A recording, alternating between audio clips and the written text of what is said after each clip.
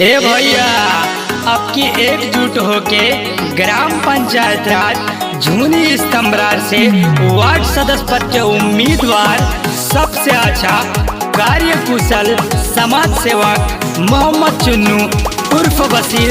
जी हाँ साथियों, याद रखें मोहम्मद चुन्नू उर्फ बशीर, चुन्नू भैया के चाह पूरा